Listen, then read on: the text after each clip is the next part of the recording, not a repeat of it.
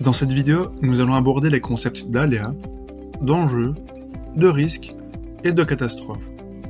4 concepts que l'on retrouve souvent en cours de géographie.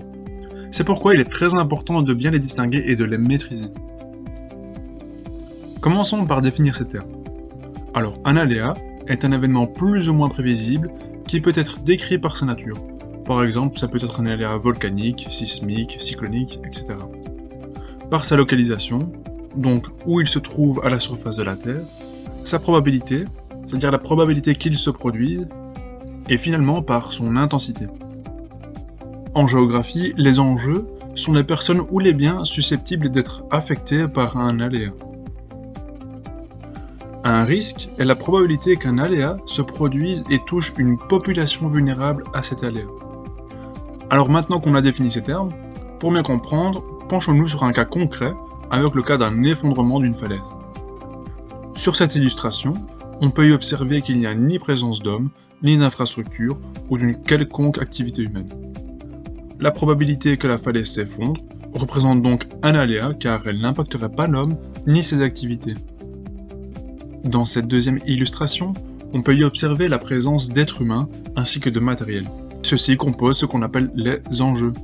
Et lorsqu'il y a probabilité qu'un phénomène se produise, dans ce cas-ci l'effondrement d'une falaise, et qu'en plus il y a présence d'enjeux, eh bien on ne parle plus alors d'aléa mais de risque.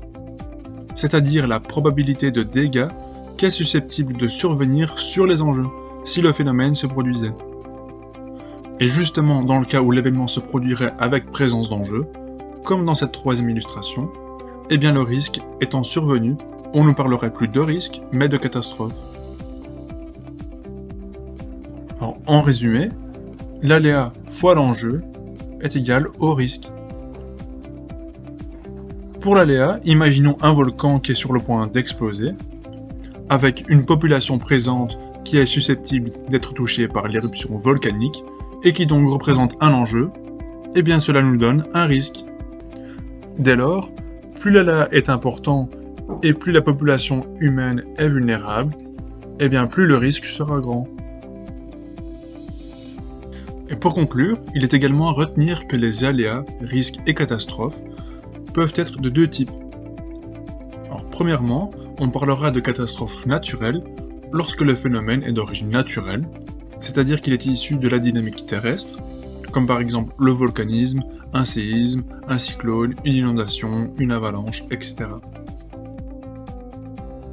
En second lieu, on parlera de catastrophes technologiques lorsque l'origine du phénomène est d'origine humaine, comme par exemple l'explosion d'une usine, l'accident d'une centrale nucléaire, l'accident lors de transport de produits dangereux, etc.